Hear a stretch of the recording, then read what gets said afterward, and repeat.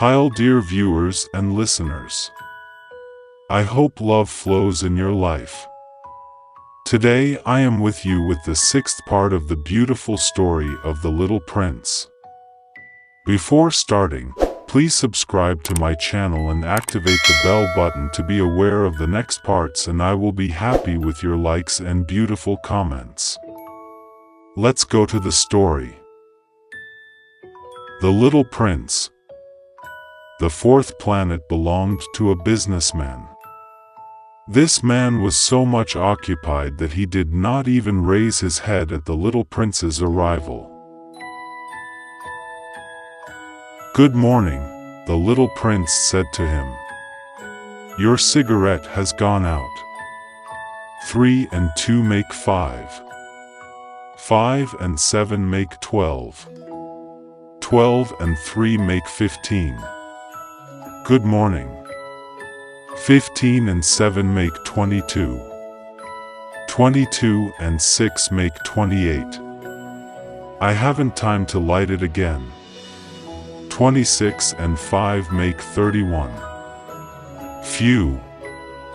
Then that makes 501,622,731. 500 million what?" asked the little prince. Are you still there? 501 million, I can't stop. I have so much to do. I am concerned with matters of consequence. I don't amuse myself with balderdash. 2 and 5 make 7. 501 million what? Repeated the little prince, who never in his life had let go of a question once he had asked it. The businessman raised his head.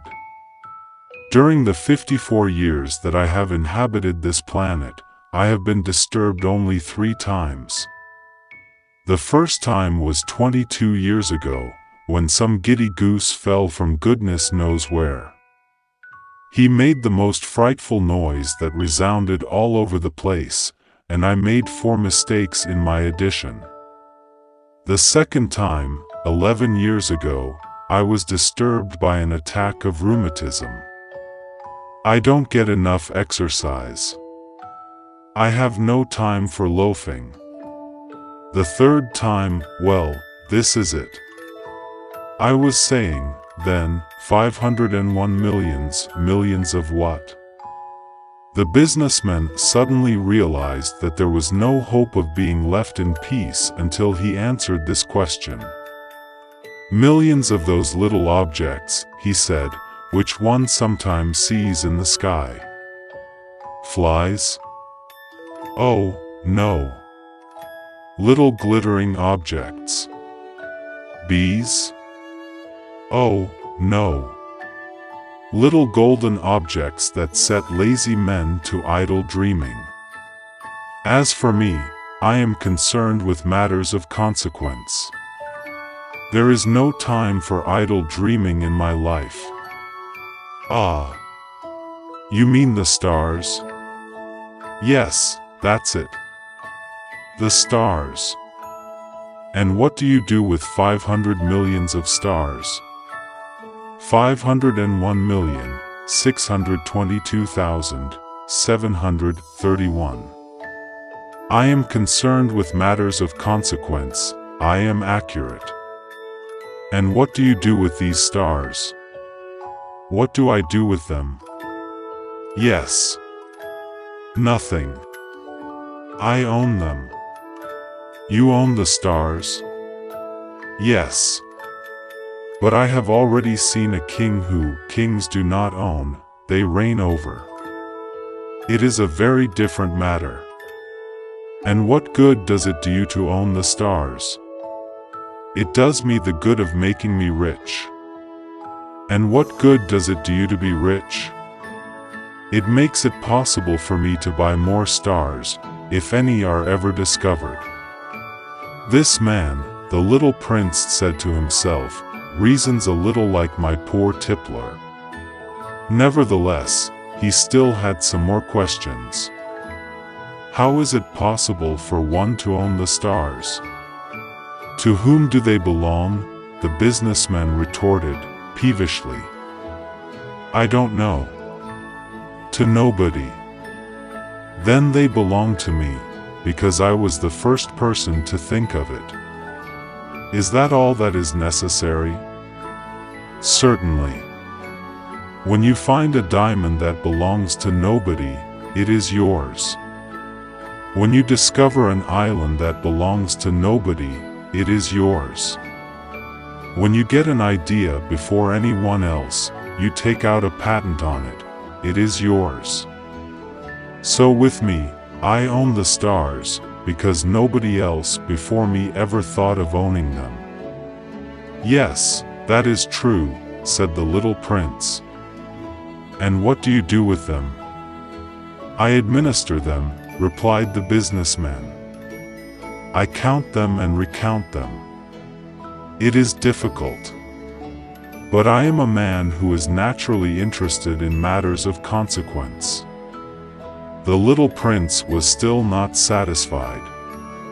If I owned a silk scarf, he said, I could put it around my neck and take it away with me. If I owned a flower, I could pluck that flower and take it away with me. But you cannot pluck the stars from heaven. No. But I can put them in the bank. Whatever does that mean? That means that I write the number of my stars on a little paper. And then I put this paper in a drawer and lock it with a key. And that is all? That is enough, said the businessman. It is entertaining, thought the little prince. It is rather poetic. But it is of no great consequence. On matters of consequence, the little prince had ideas which were very different from those of the grown-ups. I myself own a flower, he continued his conversation with the businessman, which I water every day. I own 3 volcanoes, which I clean out every week, for I also clean out the one that is extinct, one never knows. It is of some use to my volcanoes, and it is of some use to my flower, that I own them. But you are of no use to the stars. The businessman opened his mouth, but he found nothing to say in answer. And the little prince went away. The grown-ups are certainly altogether extraordinary, he said simply, talking to himself as he continued on his journey. The 5th planet was very strange. It was the smallest of all. There was just enough room on it for a street lamp and a lamplighter. The little prince was not able to reach any explanation of the use of a street lamp and a lamplighter, somewhere in the heavens, on a planet which had no people, and not one house. But he said to himself, nevertheless, it may well be that this man is absurd. But he is not so absurd as the king, the conceited man, the businessman, and the tippler. For at least his work has some meaning. When he lights his street lamp, it is as if he brought one more star to life, or one flower. When he puts out his lamp, he sends the flower, or the star, to sleep. That is a beautiful occupation. And since it is beautiful, it is truly useful. When he arrived on the planet, he respectfully saluted the lamplighter. Good morning. Why have you just put out your lamp? Those are the orders, replied the lamplighter. Good morning. What are the orders? The orders are that I put out my lamp. Good evening. And he lighted his lamp again. But why have you just lighted it again?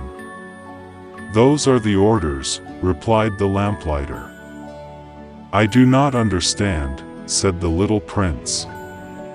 There is nothing to understand, said the lamplighter. Orders are orders. Good morning. And he put out his lamp. Then he mopped his forehead with a handkerchief decorated with red squares. I follow a terrible profession. In the old days it was reasonable. I put the lamp out in the morning, and in the evening I lighted it again. I had the rest of the day for relaxation and the rest of the night for sleep. And the orders have been changed since that time? The orders have not been changed, said the lamplighter. That is the tragedy. From year to year the planet has turned more rapidly and the orders have not been changed. Then what? Asked the little prince. Then, the planet now makes a complete turn every minute, and I no longer have a single second for repose. Once every minute I have to light my lamp and put it out. That is very funny. A day lasts only 1 minute, here where you live. It is not funny at all, said the lamplighter. While we have been talking together a month has gone by. A month? Yes, a month. 30 minutes. 30 days. Good evening. And he lighted his lamp again. As the little prince watched him, he felt that he loved this lamplighter who was so faithful to his orders. He remembered the sunsets which he himself had gone to seek, in other days, merely by pulling up his chair, and he wanted to help his friend. You know, he said, I can tell you a way you can rest whenever you want to. I always want to rest, said the lamplighter. For it is possible for a man to be faithful and lazy at the same time. The little prince went on with his explanation. Your planet is so small that 3 strides will take you all the way around it. To be always in the sunshine, you need only walk along rather slowly. When you want to rest, you will walk and the day will last as long as you like. That doesn't do me much good, said the lamplighter. The one thing I love in life is to sleep. Then you're unlucky, said the little prince. I am unlucky, said the lamplighter. Good morning. And he put out his lamp. That man, said the little prince to himself, as he continued farther on his journey, that man would be scorned by all the others, by the king, by the conceited man, by the tippler, by the businessman. Nevertheless, he is the only one of them all who does not seem to me ridiculous. Perhaps that is because he is thinking of something else besides himself. He breathed a sigh of regret, and said to himself, again, that man is the only one of them all whom I could have made my friend. But his planet is indeed too small. There is no room on it for 2 people. What the little prince did not dare confess was that he was sorry most of all to leave this planet, because it was blessed every day with 1,440 sunsets. We will hear the continuation of the story in the next parts.